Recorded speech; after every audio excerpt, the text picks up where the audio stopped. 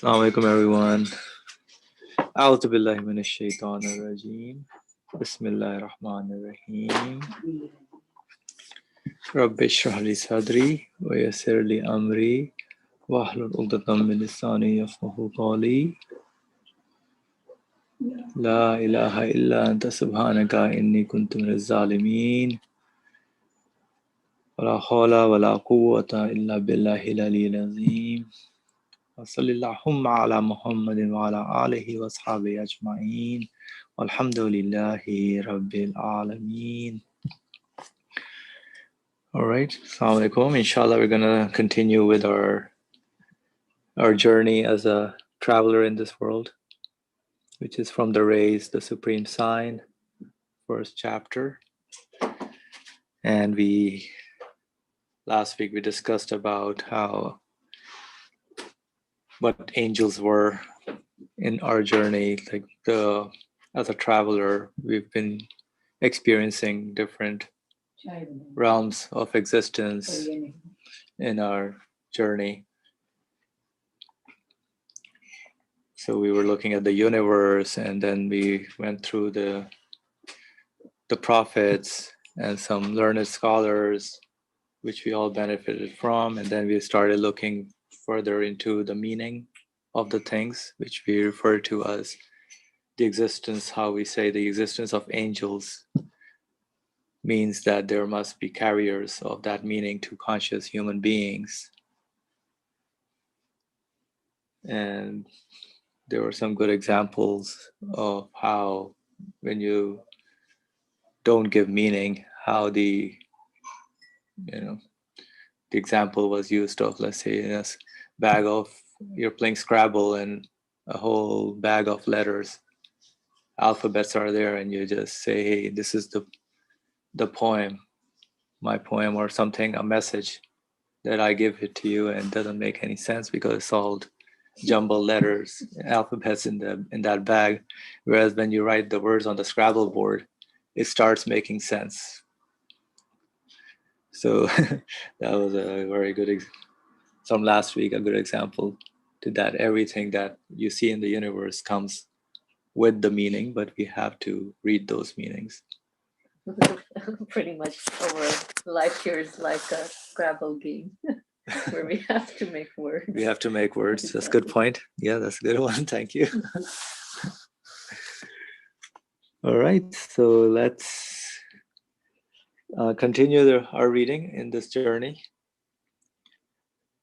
Bismillah. So I'm going to start reading from then. That ardent and inquisitive traveler, having learned from the tongues of various realms of creation, in the manifest realm, in their material and corporeal aspects,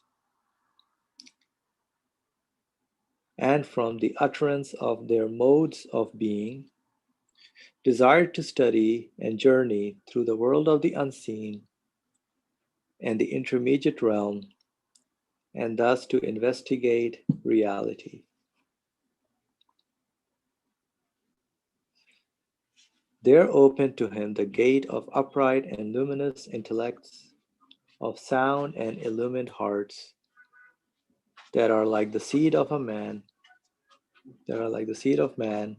man who is the fruit of the universe, and despite their slight girth can expand virtually to embrace the whole of the cosmos.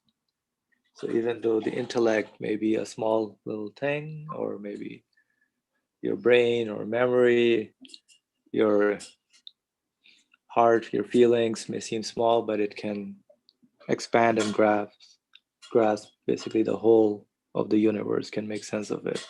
Let me just read the paragraph again just to focus on it. That ardent and inquisitive traveler, so the traveler is not giving up in his journey. It's a lifelong journey as human beings. And ardent basically is resolute in his quest for answers, inquisitive, curious as well, a traveler, having learned it from the tongues. So he has learned from the tongues of various realms of creation, which we do, as Faria was saying, every day we're playing we're in a game of Scrabble. We're making sense of things, meanings come out of things.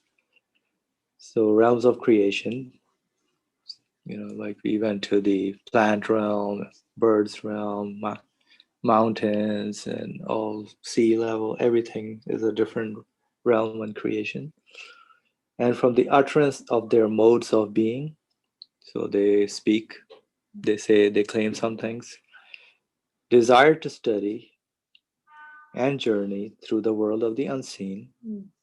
So now he wants to study and journey through the world of the unseen. So in Arabic, the word ghaib, the world of the ghaib, or the world of the unseen, or maybe the trying to journey through the, let's see, world of the unseen. What is not, makes physical things that, for example, don't, that you can see them, but the meaning side, we don't see them. So journey through that world of the unseen, but we can, if anybody has some other explanations, we can work on it. I'm working with all of you here. So journey through the world of the unseen and the intermediate realm, and thus to investigate reality. Go ahead, for you. So pretty much like what you said in terms of where is the meaning of everything coming from. So now, as the ardent traveler, inquiring about it in terms of I've investigated different manifest realms, and so now I'm trying to understand what all this points to, or really, how do I explain the existence of all the qualities that I observe coming from. So I think I'll just leave it to here for now. No, that's good. You can always. And going back to my life being like a game of Scrabble. So every moment when we form words or something, it carries a meaning. So nothing is purposeful. So purposeless, or nothing is purposeless. Exactly. Yeah. So I think so that's what I need to ponder in terms of the meaning side of things. How can I access that? Yeah. There we go. Mm-hmm. Right. Yes. So a lot of the journey is mostly in the manifest realm of the human being, manifest as we can see and journey through it. If this universe is a manifest, if the qualities are manifested, we can learn from those things. We can see what they're saying, right? That he says, his journey, he learned a lot from the manifest realm, but now he's exploring, desires to study more of what the meaningful side of this, he calls it world of the unseen and the intermediate realm, which nobody really, I don't know, we can speak to that or knows about it, because we can only, no, I don't think anybody has experienced the intermediate realm or the world of the unseen. We can make conclusions on them. Right? So we study and journey through, basically get satisfaction on what that meaningful side of the world is, and he calls it the intermediate realm, which is another realm of existence, just like this manifest realm. Then there is maybe, the world of the unseen and realm of the unseen, the ghaibs in Arabic realm, and then there's the intermediate realm. Yeah, I mean, to me, it's the same thing. Like you're saying, I don't know. I just, like right now, I'm wondering where's the meaning of everything coming from. So, like the author is saying, giving it the world of the unseen name, and intermediate realm, i.e., aka intermediate realm. I don't know. And well, yeah.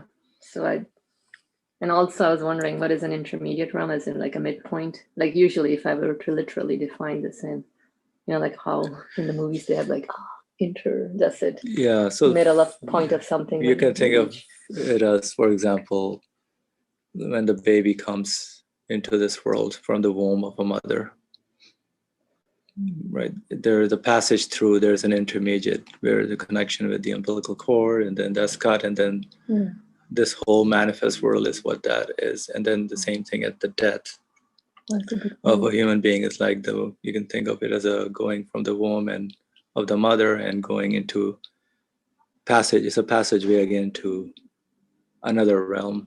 So that passage, I would say, would be the intermediate realm. That's interesting. Right. I think so. I So mean, there must be something like what I experienced based on my understanding, yeah. Oh boy. But if anybody would like to talk on that, just please raise your hand and help us here. Interesting, actually. So yeah, so they're open to him. I'm continuing the paragraph. Yeah. And thus to investigate reality. So as a traveler in this world, looking for the truth, for the reality of things. What is, what connects me to my purpose here? Why am I here? What's going on? Where am I going? So they're open to him the gate of upright and luminous intellects. What is that referring to? So they're open to him the gate of upright and luminous intellects. So those intellects basically, could be people, could be books, could be something of sound and illumined hearts that are like the seed of man. So those who are investigating are learning about their purpose and existence, or know about their reality. So now he's something opened for him in terms of getting to know from upright and luminous intellects. Of sound and illumined hearts, basically, there's no corrupted hearts, or not uncorrupt feelings, and pure. There's a pureness, or the seeking of the truth. Reality is there. Who is and man who is the fruit of this universe. So they're that are like the seed. So the intellects maybe could be the pure human, unbiased, uncorrupted feelings of the human being are like the seed of man.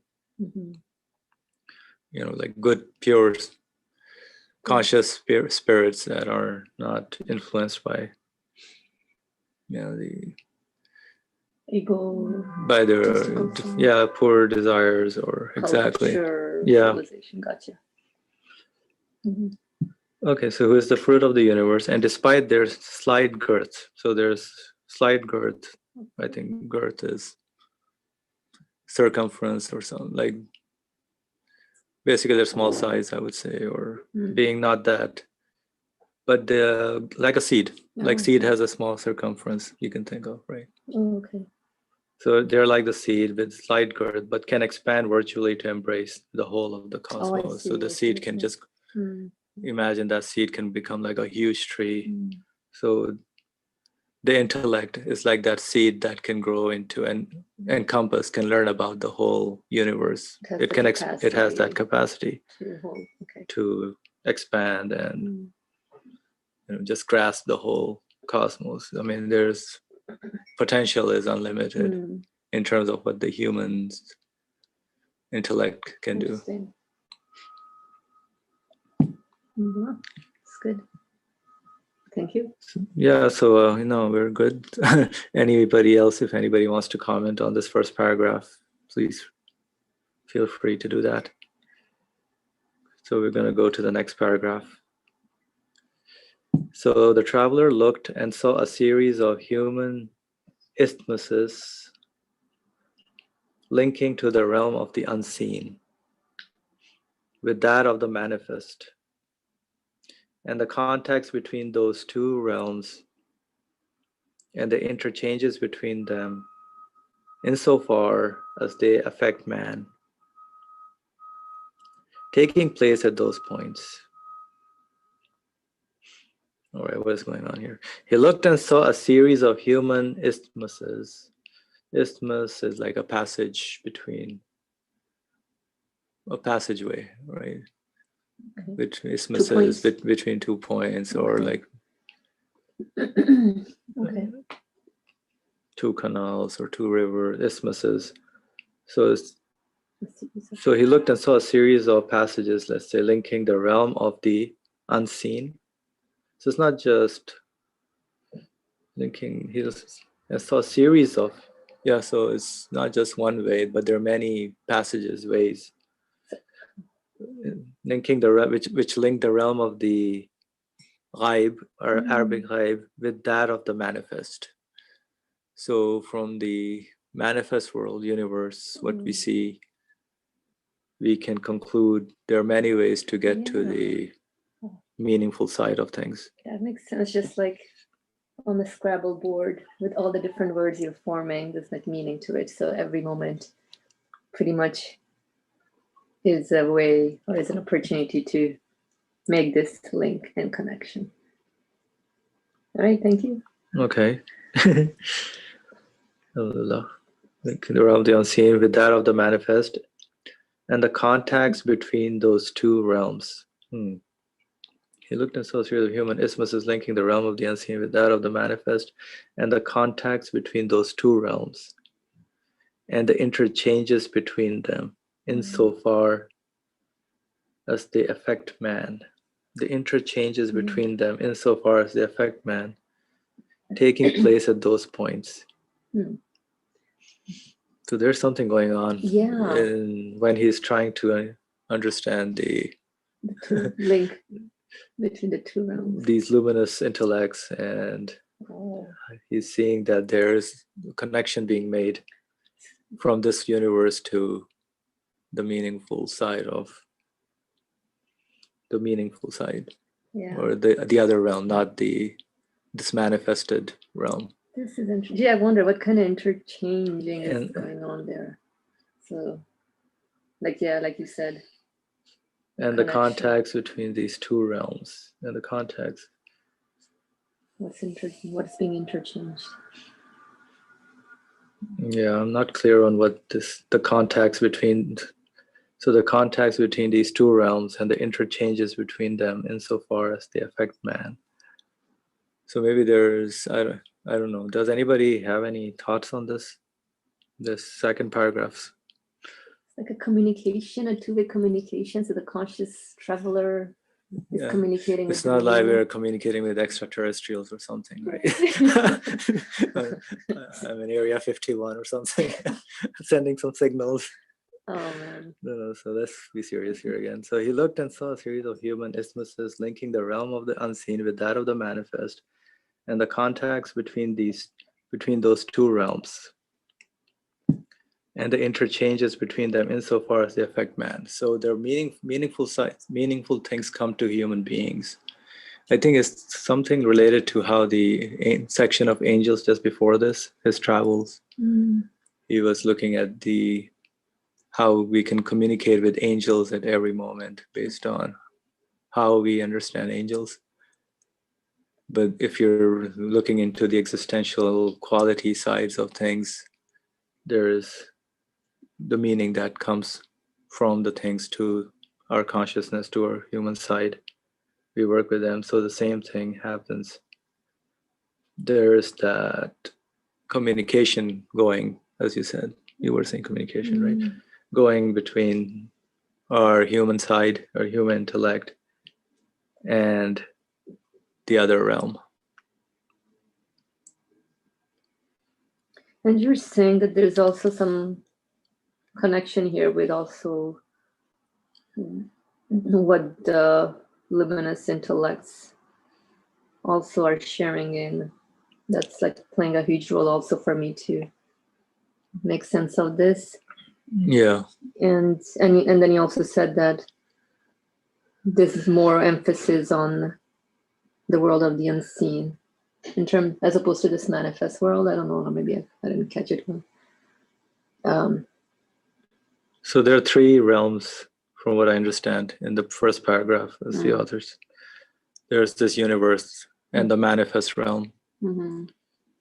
And then there is the intermediate realm, which is like we said, like a baby comes from the womb into this world. There's a different realm in the womb and here, and so at death, from the grave, there is a different realm from this manifest to some other realm. Okay. Or he says the realm of the unseen, the world of the unseen. It's interesting. So the meaningful side. So now he's seeing the linkages, how that links in the second paragraph. He looked and saw a series of human isthmuses linking the realm of the unseen with that of the manifest. And the contacts between those two realms and the interchanges between them insofar as they affect man, they affect man. So let me think about this a little bit. So we are getting meaning from this world. As we said, like his previous text was talking about all the angels and the meaningful side of things. And now there's communication going based on the meaning that I get. I can communicate with that meaning. And that's what the luminous intellects, the uncorrupted, pure human side of that he is trying to understand, is getting all this meaningful side of things. Okay. And the contacts between those two realms and the interchanges. So it's not one-way communication, it's back and forth. And there are many linkages, so through everything, you can get meaning. Between the insofar as they affect man, taking place at those points. Addressing his intellect and his heart. So now he's looking at his human feelings and his human side. He said, "Come, the path leading to truth from these counterparts of yours. The path leading to truth. Come, the path leading to truth." So now he's looking for the truth. From these counterparts of yours is shorter. The path leading to truth from these counterparts, basically the human side, the luminous side, the pure spirit, is shorter. Okay. You can go through the universe, you can look at the birds and the skies and the sun, but then yourself, your own human side also. And the luminous, upright, sound, illumined hearts and intellects, as he says, the pure human qualities that are there. I would say, right, the reasoning and the feelings that question what the reality of this world is. The purpose of the why we reason and we think is to get them to know the reality, I would say. And then, so the path leading to truth from these counterparts of yours is shorter. We should benefit by studying their qualities. So we should benefit by studying their qualities, natures, and colors concerning faith that we find here. So now he's trying to benefit from the human feelings and senses, not by listening to the lessons given by the tongues of disposition, as was previously the case. So along his journey, he's been looking at different, realms of the universe. And he's been reading, for example, what the birds are saying, the flowers, the mountains, the plants, the trees, the human beings. So according to how they speak, they all are teaching him or explaining to him. But now, and then he went to angels, and I think this is kind of linked to that meaningful side of things again, to the upright and luminous intellects, which he says is maybe the human spirit, we can say that. And that is the seed which needs to grow up. It needs to grow. And so what was the lesson? So because he's saying here, not by listening to the lessons given by the tongues of disposition as was previously the case. Like, what was the lesson? So anything that's speaking to me insofar as definitely it's meaningful, it's bringing a meaning, but then I need to go beyond that. Is that what's mentioned here? I'm not quite clear. So yeah, I do get the first part where when I listen to my human side and like you were saying, Austin, the human intellect, utilizing all that, I can get to the path of the truth in a shorter way, as opposed to just roaming around the different realms that we explored with the author and just getting mesmerized by it as it's by itself. Yeah, I mean, your point, as you said previously, for example, he was looking at, let's say, the mountains, and he was getting meaning from that mountain, or the birds, or whatever he's looking at in the universe. Of course, we use our human qualities to get that meaning as well. But now I think he's more focused more, at least, on what he calls the luminous intellects and sound and illumined hearts. It's more focused on the quality of what's being shared. Like it's more concrete in terms more reasoning and feelings at a maybe at the spirit more fine-tuned, I would say, but but of course, I mean, please, if anybody can comment or has any suggestions. No, that makes sense now, because now it's something more concrete where I can like really use my intellect and see what is being shared, like in a verbal speech, as opposed to the act of creation speech. So now it's, let me see what you have to share. But he's going more into the human side, into his own, let's say, human qualities, his reasoning, his senses, his feelings. Okay. So now you should benefit by studying their qualities, natures, and colors concerning faith or belief that we find here, not by listening to the lessons given by the tongues of disposition, as was previously the case. So this is something different than by reading the tongues of dispositions. Okay. So beginning his study, he saw that the belief and firm conviction concerning the divine unity that all luminous intellects possessed. Okay, so beginning his study, he saw that the belief and firm conviction concerning divine unity that all luminous intellects possessed. That makes sense now. So all the luminous intellects possessed, despite their varying capacities and differing, even opposing methods and outlooks, was the same, and that their steadfast and confident certainty and assurance was one. So all these, the human pure endeavor, intellect, is actually to read and search for that, what divine unity. For me, so I can be convinced and more certain. Right. Yay. And even though, so they're different works, of different people with different pure intellects, but they have different ways of getting there. Right, so even he says there's even opposing methods and outlooks, but they're still looking for the truth. There's that still that endeavor is there to look for the reality. Wow, of my existence. What is this world for? What is going on? Where am I going? And I think we did touch upon this when we were studying sincerity, like the opposing methods and outlook.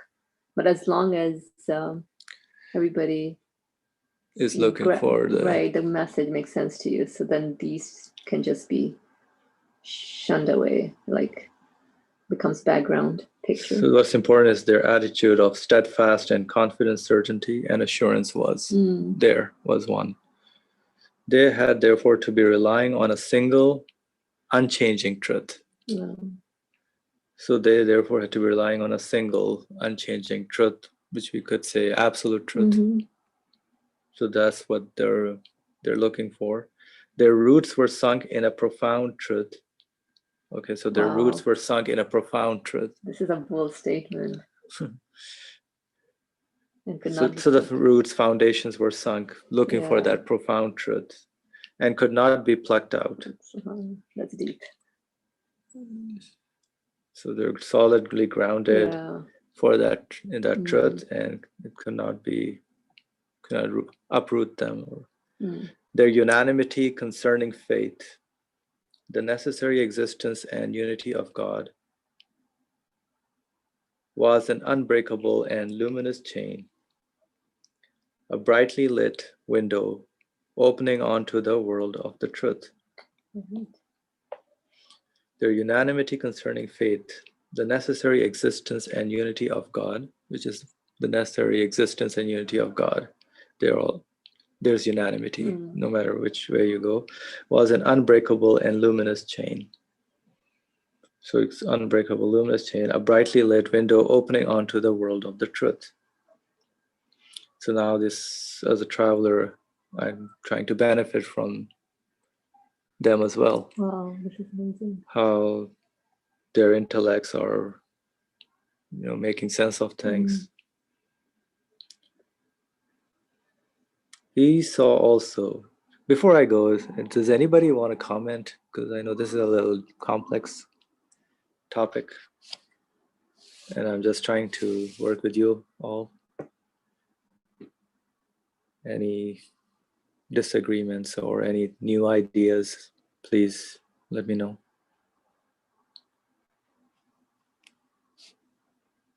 Nobody? Well, people are thinking, but I just wanted to say this is a very good point also when you mentioned earlier about no biases, pure intention. I think that's key because first of all, then logic works in the same way for everyone. So if you're reasoning in the right way and you're open and free spirited, then there's no way that you can avoid this unbreakable chain of truth the author is mentioning here. Mm-hmm. Yeah. Chain of truth. So you cannot break that chain. Yeah. This is really, I mean, it's solid. Like even that part, a profound truth and could not be plucked out. That's right. Maybe let's continue and see what. Yeah, good idea. The next paragraph. He saw also that the unanimous, assured, and sublime unveilings and witnessings of the pillars of belief employed by all those sound and luminous intellects. Witnessings of the pillars of belief enjoyed by all those sound and luminous intellects.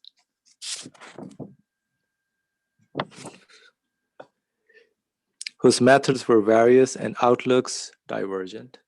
Just mentioning that. Corresponded to and agreed with each other on the matter of divine unity.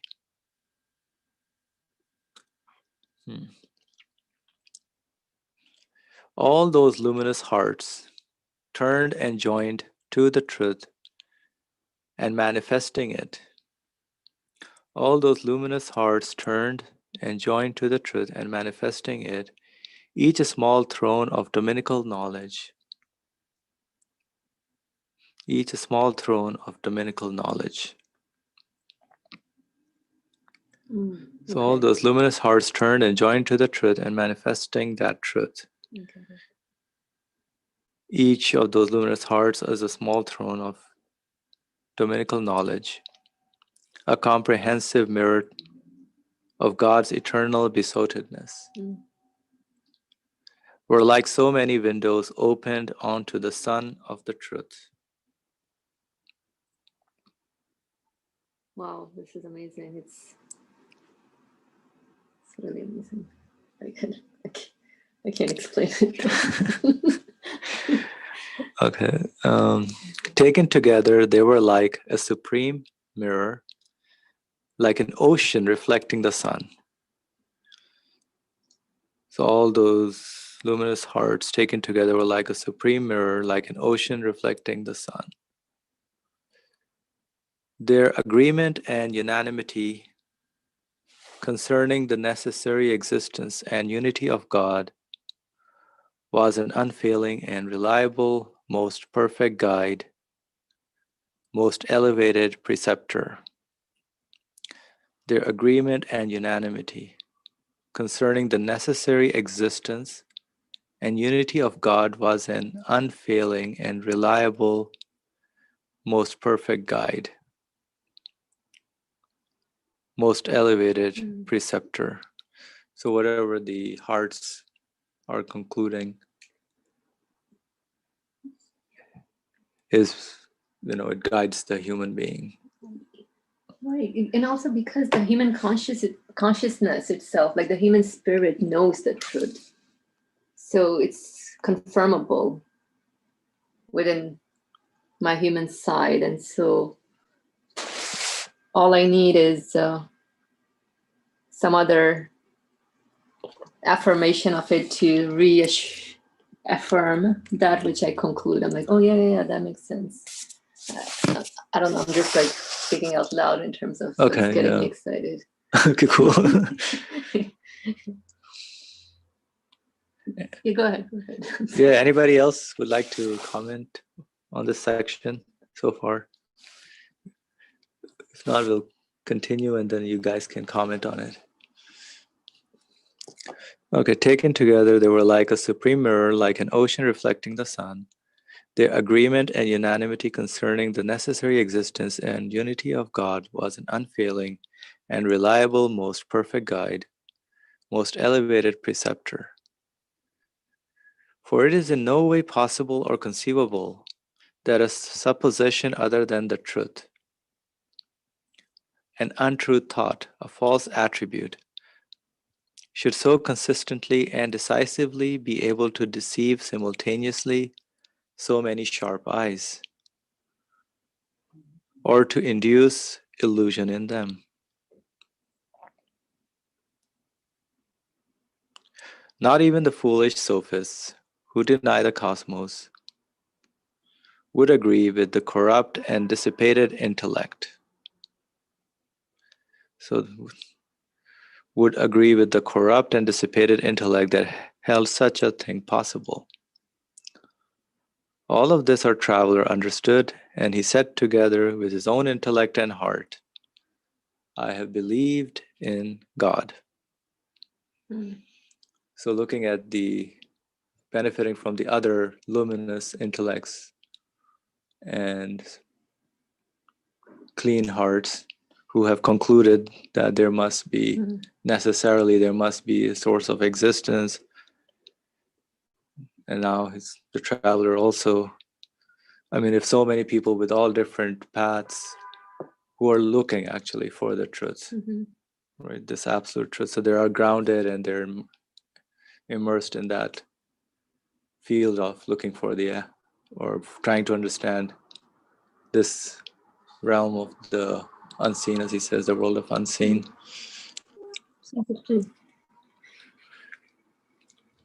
And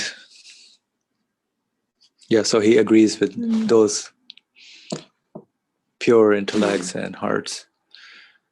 So in brief allusion to the benefit derived from upright intellects and luminous hearts by our traveler for knowledge of belief, we said in the 12th and 13th degrees of the first station, there is no God but God, to whose necessary existence in unity points the consensus of all upright intellects.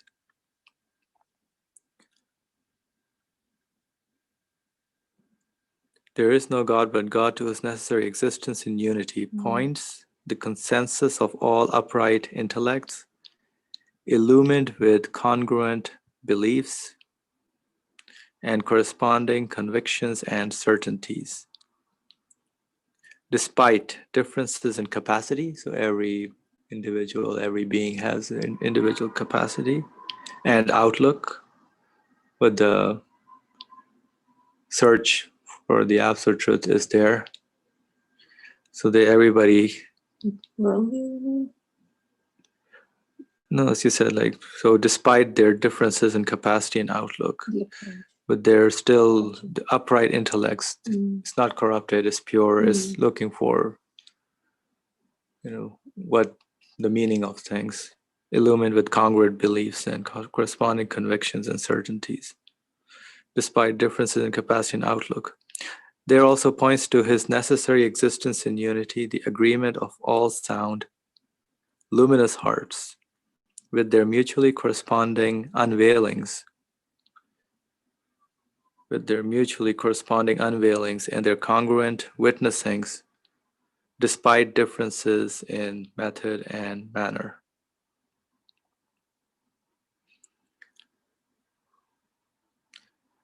Okay, I'll pause here if anybody would like to comment.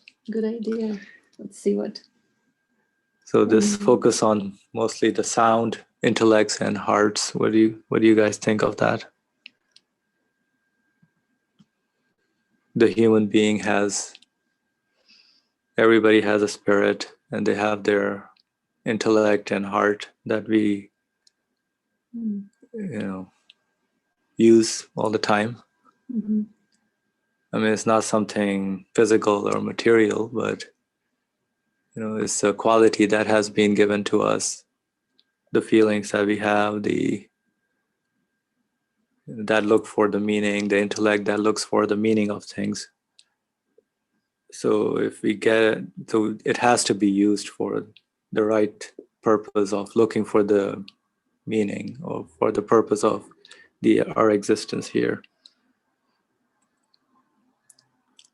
Any comment on, or additions or subtractions anybody would like to make?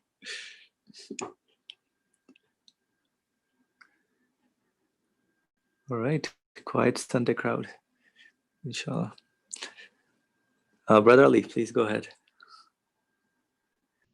I am sorry, I'm ashamed to say something because I missed the beginning, but I tried to catch up with you.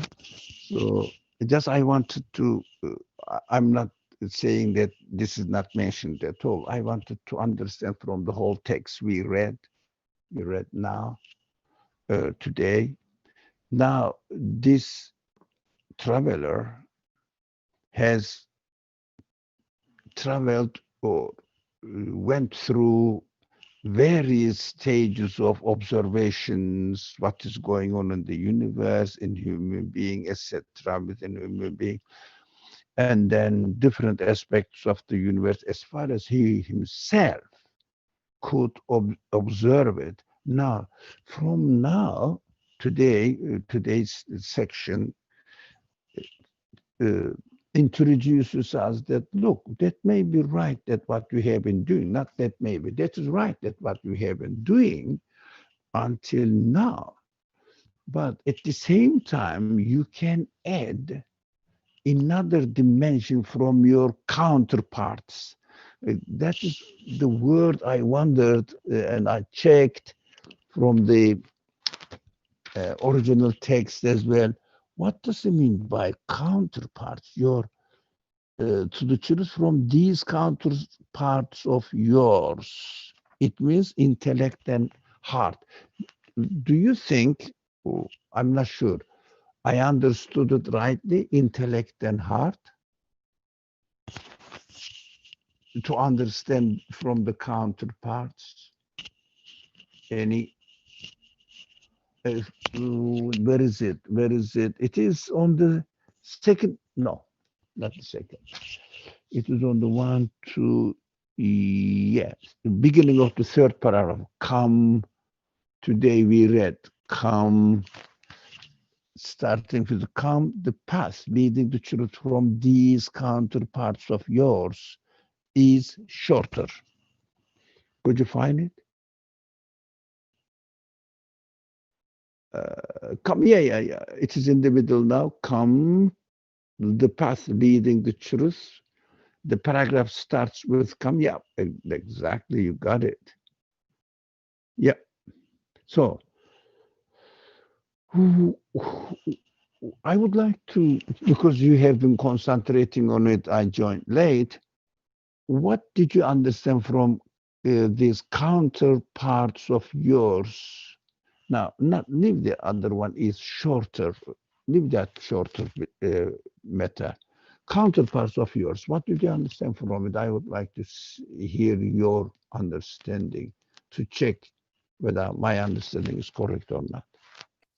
So what I understood from the counterpart here that you're bringing up is my intellect, reasoning, human side, the human spirit consciousness, because when I utilize my tools properly in a free-spirited way without any bias or agenda, like just like a pure intention, then I should be able to affirm and conclude what this universe points to. And so my counterpart is really me, my human spirit. Right, the intellect and his heart, basically, as he said. Thank you. Thank you. My question is, I mean, this traveler, it means you and me, until this stage, are we not, or have we been not using our intellect and heart? I mean, heart later on, yeah, first intellect, later on, the heart also utilized, was utilized. Yeah, that's what I think Faria was making the point that previously also in the journey we've been using our human qualities, our intellect and heart as well. Yeah, but now it says, come the path leading to the truth from these counterparts of yours is shorter. It means use your intellect. But I have been using it. Am I not? Have I not? Until now, through the journey that we have been going, through the book. Yes, we have been doing that. Now, afterwards, the text started talking about those luminous people, luminous intellects possessed, and various people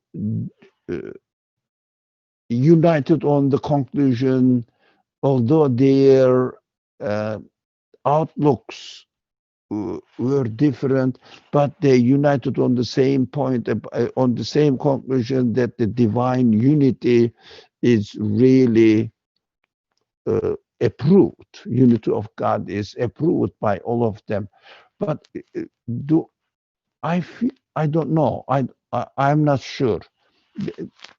I wanted to just discuss the matter with you, but I think Suhail may wants to speak. He may help me and all of us. Let me give the priority to Hussein, to Suhail.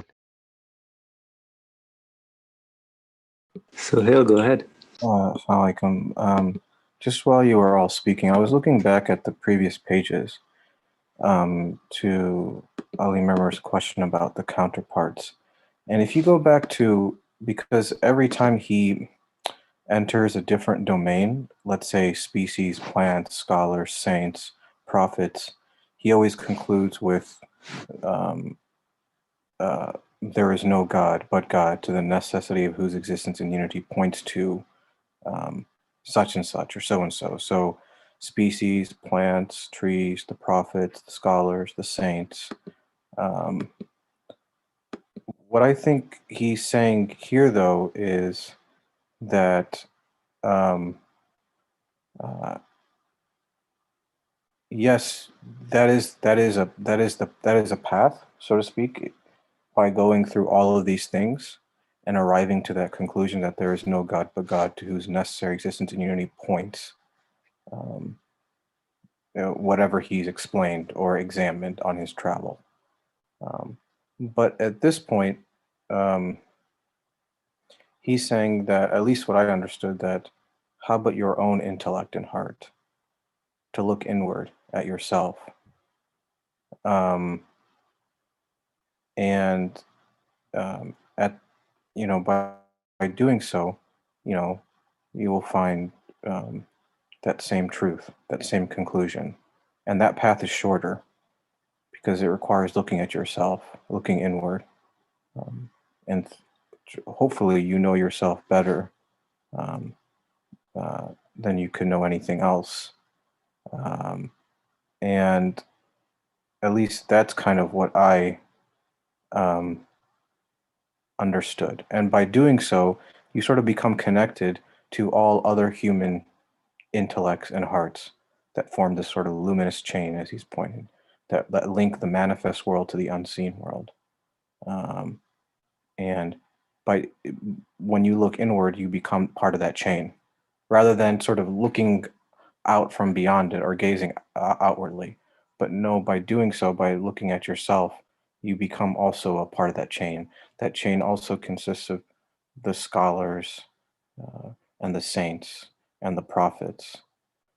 No matter what degree of understanding they all have, obviously, everybody's different, and their degree, as he points out, of understanding is to their own capacity. But as he points out in an earlier paragraph, though the intellect and heart have a slight girth, meaning like they're essentially, they don't occupy a space, but interestingly, they can embrace the entirety of the cosmos if they become illumined.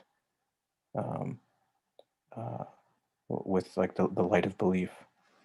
So that's kind of what I took away, just briefly. So I mean, the traveler doesn't see himself as sort of separate from all those other things he's been observing. He's part of that same chain as well. So in a sense, he's conscious of the world and all that's around him, and therefore also he can become conscious of himself, and likewise somebody else can become conscious of that traveler. In other words, I can look at other people or other individuals and conclude that there is no God but God, to whose necessary existence unity points, because they all mutually agreed upon the truth. But at the same time, I can look at them, I can look at myself, and somebody can look at me, and so it's a never-ending chain, interlinked. Um, so that's what I took away from it. I'm not sure if that's correct, but that's kind of how I understood his writing here. Yeah, thank you, Sohail. So, but the thing is, we've been using our intellects and hearts in the previous sections also, as he was explaining those, and even the prophets and the saints, you have to listen to them and make sense of what they're saying. So I'm just wondering what's something different in this part where his focus, although specifically on the intellects and hearts, is because even though, so for example, the chains that you mentioned, that you become part of that chain. He does talk about that, but still, you still listen to them, you still work with them, as he's went into the previous sections of the saints and the prophets. So what's new in terms of their intellects and their hearts? Is it like there's this idea, this meaningful side of, or the feeling you kind of join in that chain, although it may be different according to each individual's capacity. But the chain would only come by listening and benefiting from their works and using your human qualities and senses as well. Yeah, go ahead, Sohail. The best example I can think of is, for example, if you're a child, you acquired language, but everybody around you is speaking, and you're not speaking. Not because within you, you don't have the capacity to speak, but you don't know. You're just absorbing or acquiring or seeing. You're traveling, so to speak. But at some point, you become aware of your ability to produce sound and language, and you begin speaking on your own behalf, but in a way that corresponds to the language of everybody else. In other words, it's not like gibberish, it's not nonsensical, it makes sense to everyone else.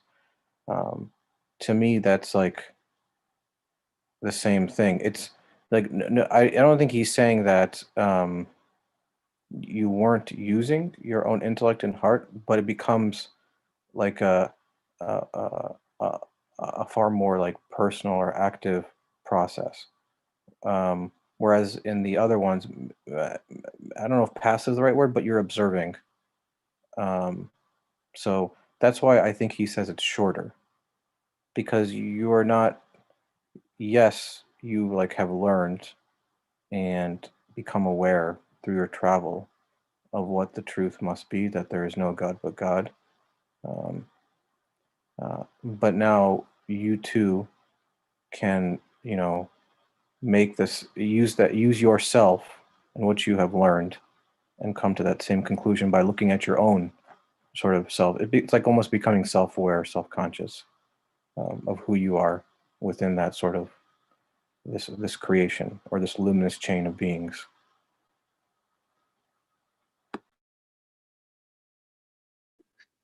So basically, the interaction that goes with the universe is something back and forth with the things around us, like the sun or the birds or the skies. It's based on something you learn from them.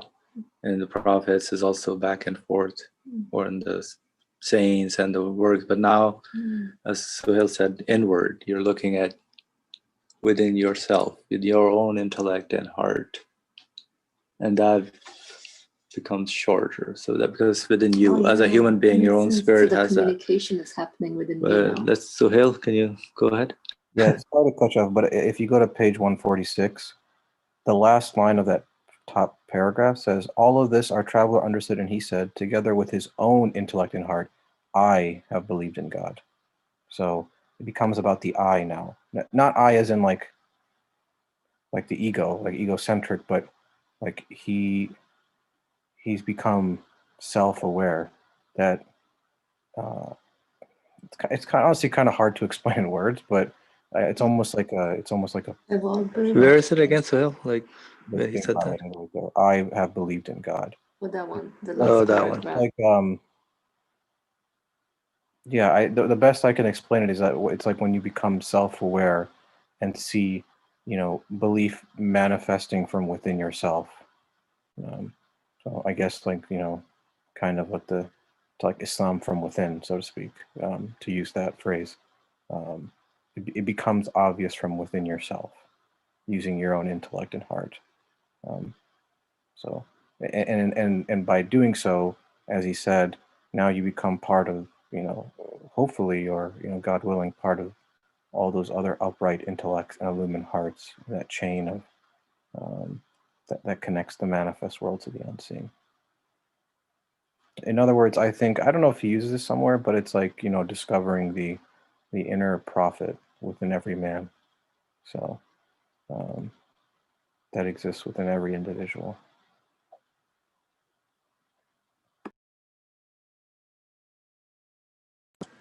Thank you, Suhail, for sharing your comments and thoughts.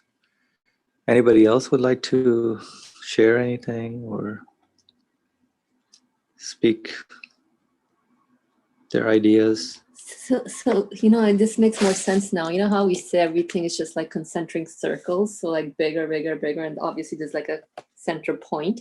So now you assimilate everything within yourself in terms of even the communication that's happening in terms of making sense of everything.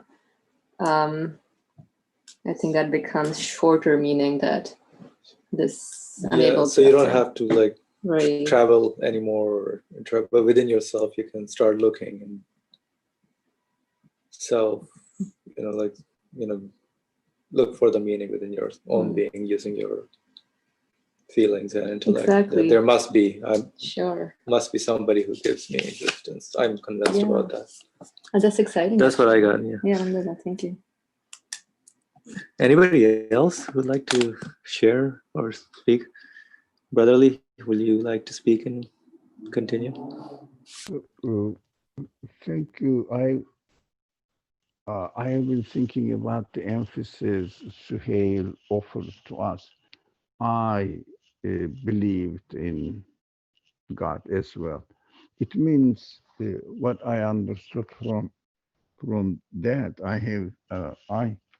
I have believed in God. Now rather than saying I believe in God, saying I have believed in God. It is translated in this way in order to uh, demonstrate the emphasis on with his own heart, intellect and heart, as a result of seeing that not only me is concluding intellectually that there must be a there must be divine unity. It means there must be a God, there must be a creator, etc.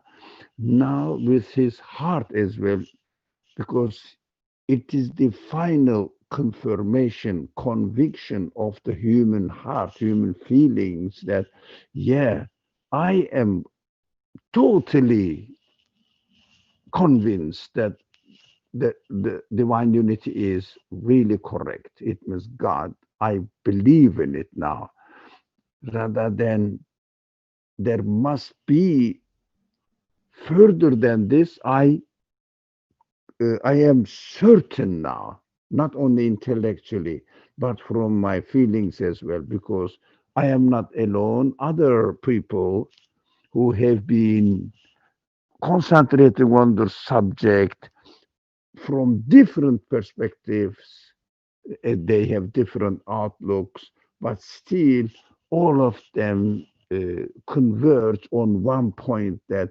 divine unity, God, the necessary existence of God and unity of God was reliable, as the text says, unfailing and reliable, most perfect God, most elevated preceptor. So that is his conviction, not only intellectually, but also his feelings, together with the other peoples who are, if you like, professionals of this subject. Together with them, I join them, as if that's what I understood from Suhail's comment.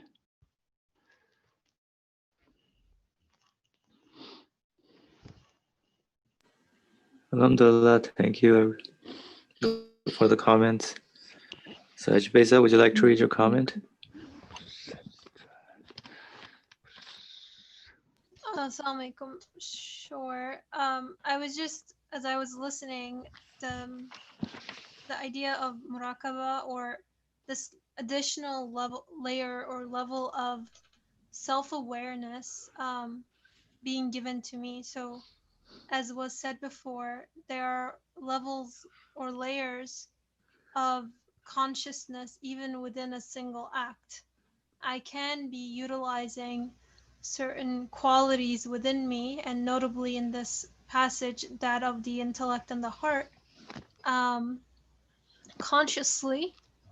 I guess the first layer is not using it at all, and then using it, and then using it consciously, and then being conscious of the fact that you're consciously using it.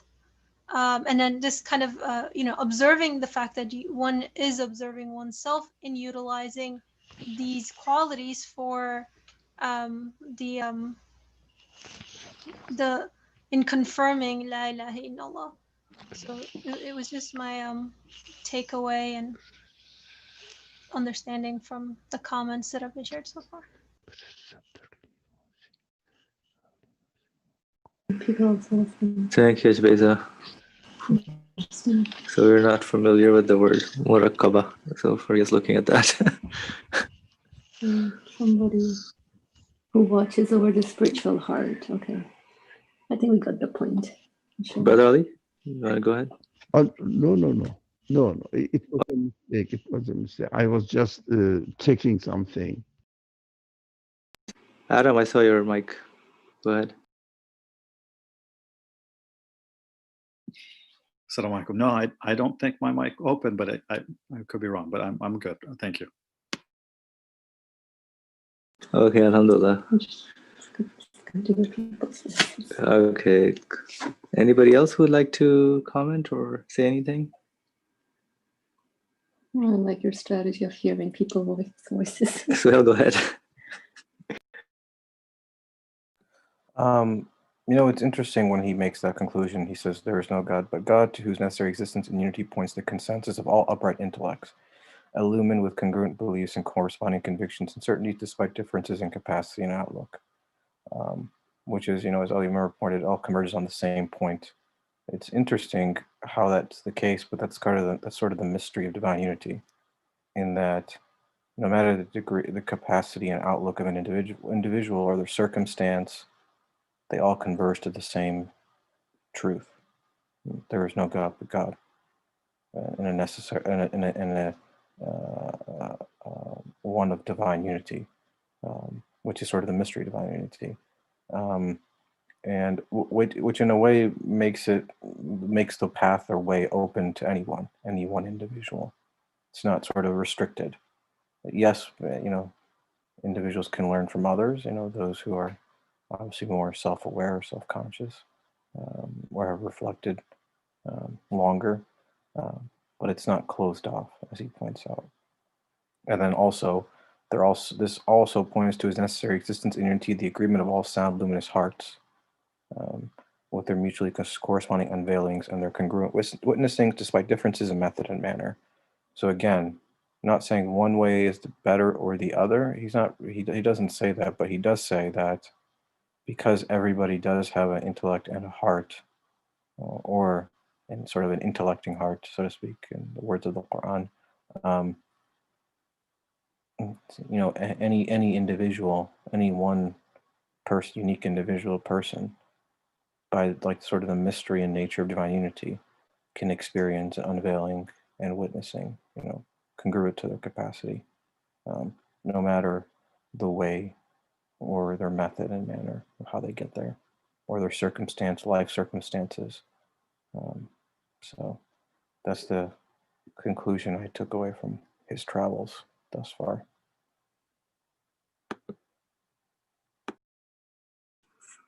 Alhamdulillah, thank you, Suhail. Was there another hand up or anything? Okay. So you do benefit from people's expertise and knowledge. Mm-hmm. So that's what's being said here. So in order for you to be able to say, I have believed in God. So whatever your own intellect and heart comes to a conclusion, it is in line with whatever other sound intellects and hearts are concluding. Whoever is concluding about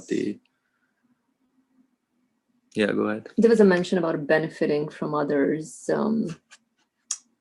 shared experiences. So pretty much doesn't matter what someone experiences, but I can only make sense of the case for myself by benefiting from others' knowledge and expertise. And also just that someone has more experience and knowledge doesn't mean that I cannot benefit from it as far as my experiences are concerned. I don't know, that was just my takeaway from what was shared, but I don't know. Yeah, you benefit. Brother Ali, go ahead. Can I make a simple analogy here? For example, if I try going through a forest, all different vegetations, etc., and let's say I try, then at the end find out that one kind of vegetable or anything, any plant, is useful for one of my diseases.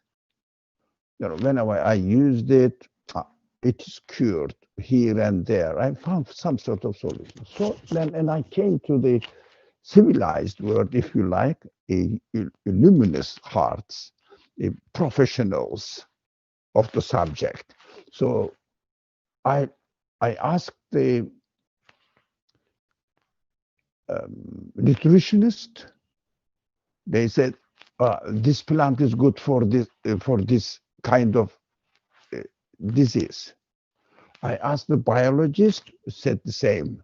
Chemist said the same. Example, they may not be practically correct, but their area is different. But let's say different uh, expertise on the subject, they say, I say, okay, what I have found out through my experience is confirmed by the professionals as well. Yeah, my heart is satisfied now. It means this conclusion is not unique to me only. It is shared by all people who are experts on the subject, and also they confirm it. They confirm it. I also came to reach the same conclusion within my own small world as an individual. Now I understand that my conclusion was really correct. I confirm it with heart. What do they say? Heartedly, Wholeheartedly. wholeheartedly. Yeah, I think so. Until this point, but he will continue. Thank you. That was a beautiful analogy. Wait, I'm Yeah, muted. yeah, go Oh ahead. God, no, that was a very good analogy. Alhamdulillah, that makes the case clear in terms of, hey, I've found a remedy for something, and so I consult with the Various experts, right? yeah. And they also agree with that. So you're like, oh, it assures you more. You're like, yes, this is it. Yeah. So that was it. And so So- similarly here, what the author is sharing is that same thing with what my human side experience in terms of that which I conclude, which is in alignment with learned scholars or spiritual ones. So I think that just yeah, that I can reassures Yeah. my conviction and confirmations. Thank you.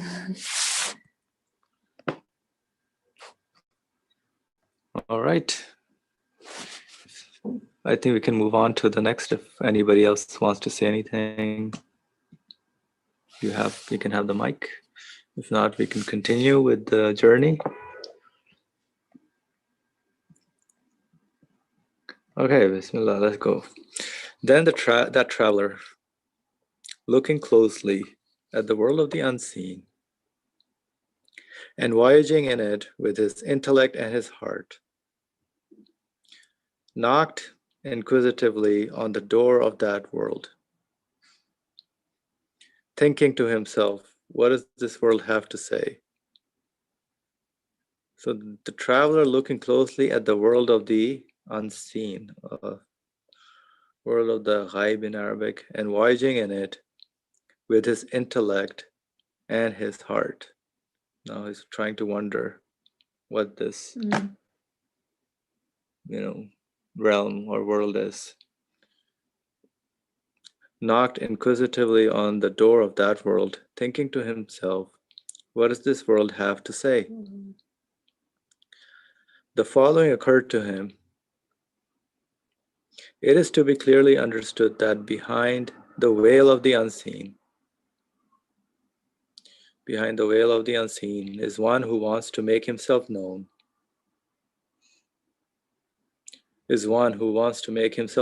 through all these numerous, finely adorned artifacts, full of art in this corporeal, manifest world, and to make himself loved through these infinite, sweet, and decorated bounties, and to make known his hidden perfections through these innumerable, miraculous, and skillful works of art, and who does this by act rather than speech, and by making himself known by the tongue of disposition.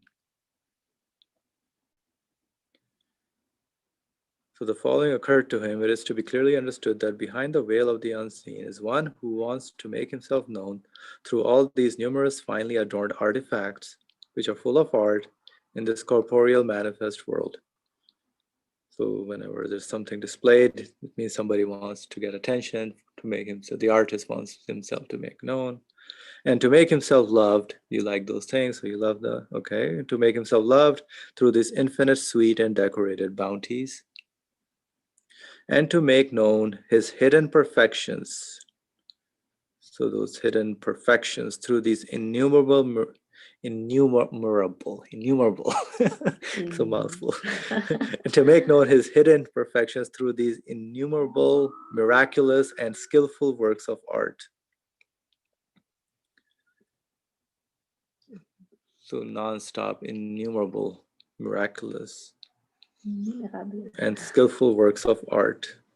And who does this by act? You see the act, rather than speech, and by making himself known by the tongue of disposition. So that is by which one way of speaking, by the acts. Since this is so, of a certainty he will speak. So if he speaks by act, there should also be another way of speaking by speech. So this is so, of a certainty he will speak and make himself known and loved through speech and utterance, just as he does through deeds and state, through acts. Deed. Oh, yeah. And Got you. Okay. in which case, from his manifestations, we must know him in respect to the world of the unseen. From his manifestation, we must know him in respect to the world of the unseen, whereupon he entered that world with his heart and saw the following with the eye of his intellect. So he's looking for that, since he sees the acts, now he's looking that there must also be speech, because this whoever is this source of existence must speak to him verbally as well. This is so certainly he will speak and make himself known and love through speech and utterance, just as he does through deed and state, in which case from his manifestation we must know him in respect to the world of the unseen. Whereupon he entered that world with his heart. So he entered with in a receptive mode from his heart and saw the following with the eye of his intellect. Now he's making sure, confirming. The truth of revelations prevails at all instants over all parts of the world of the unseen, with the most powerful manifestation. What? The truth of revelations, so speech in verbal form. The truth of revelations prevails at all instants. So his verbal speech prevails at all instants over all parts of the world of the unseen. That's weird, right? Or all parts of the world. Yeah. Basically, maybe that's a description of the world of the unseen.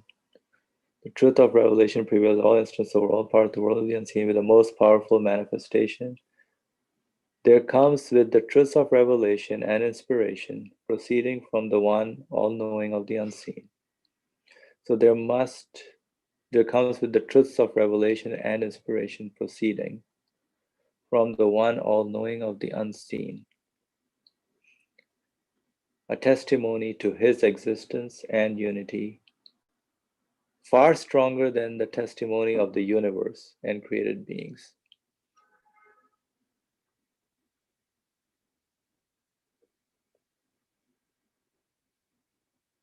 To his existence.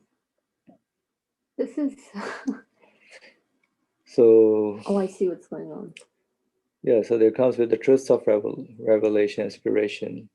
So he must send some truths of revelation in his speech and also inspirations, what I understand from that speech, proceeding from the one all-knowing of the unseen.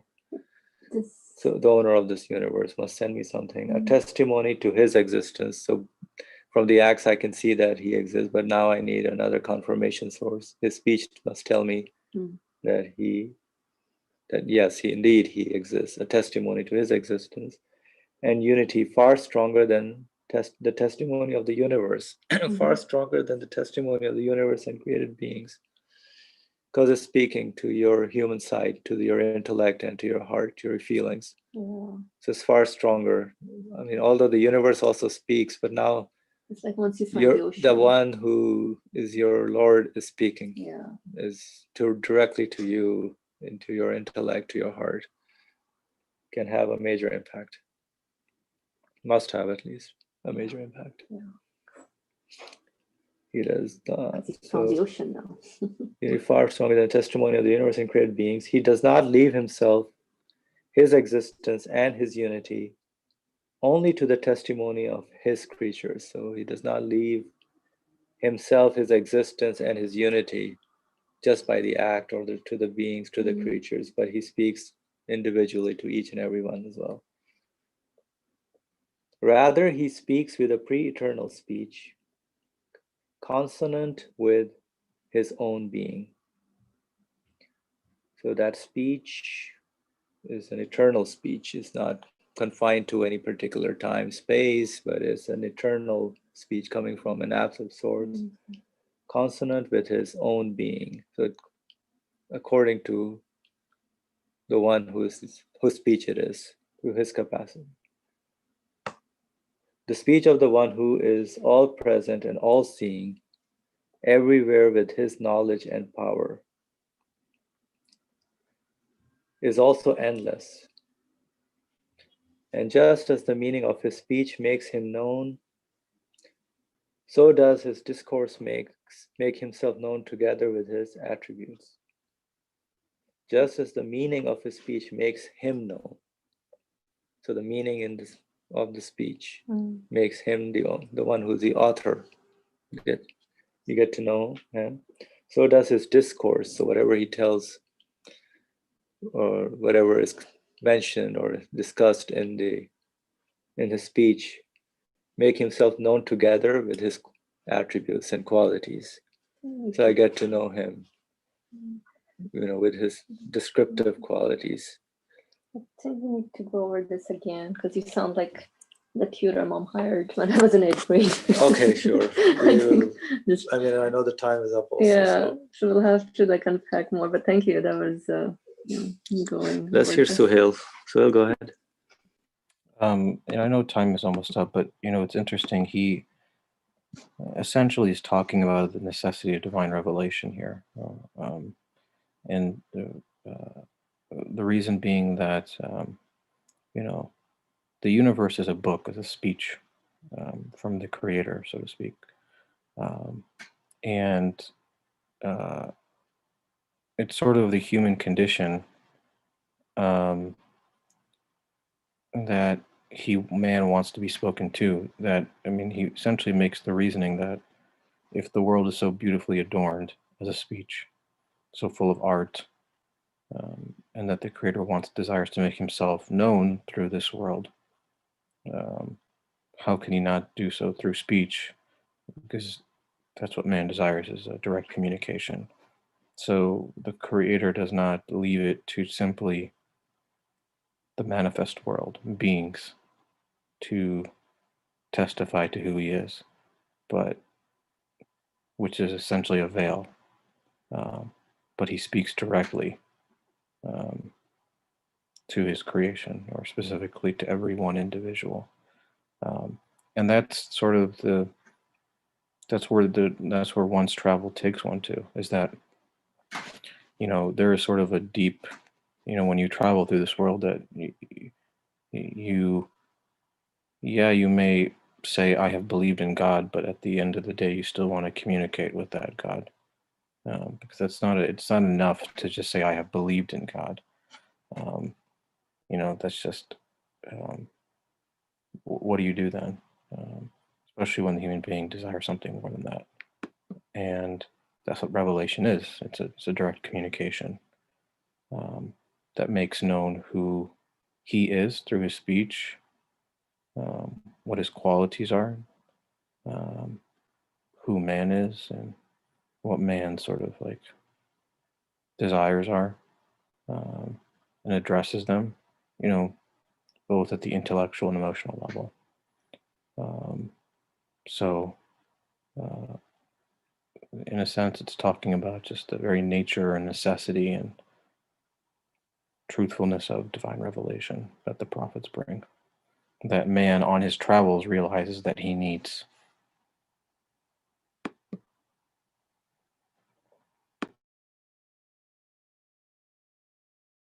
What was the last part, Sohail? I think you cut yourself off. I just said that that's what man realizes he needs. Oh, he needs. Okay, yeah. Thank you for that, sharing that. Brother Ali, go ahead.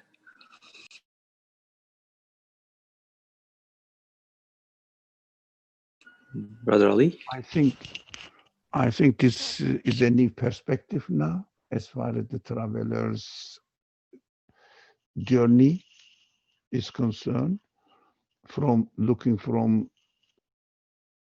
ghaib and expecting how the ghaib should treat me, the traveler now, rather than speaking with only his act, but also his speech as well. And this speech will be even stronger evidence for his presence. So it is a new phase, if you like, in his journey. So let us concentrate on it. What is the behind the veil of ghaib speaking? Why? I think it needs a special session to study. Let's concentrate on it next week. My suggestion is. Tutor. Inshallah, yeah, that's a good point. Thank you for your comments. No, yeah, I really agree with Brother Ali. I think we need to go more on this. Inshallah, yeah. I mean, this, as Brother Ali said, this is a new phase of the journey, and it's looking from what my expectation would be from the ghaib. I see his work, okay, but I'm also, as Sohail also said, I'm expecting, that he must also talk to me. So there must be a speech that must communicate to my intellect, my feelings. And yeah, brother. also inspiration. I'm sorry, it was a good point. He must also talk to me. Exactly. I don't have to be a prophet to receive his speech, but also inspiration. It is a great subject, actually. Inshallah, next week, inshallah. Inshallah. Thank you, everyone, for your comments. Inshallah. Bismillah ar-Rahman ar-Rahim. Subhanaka la ilma lana illa ma 'allamtana innaka anta al-alimul hakim. Wa akhiru da'wahum alhamdulillahi rabbil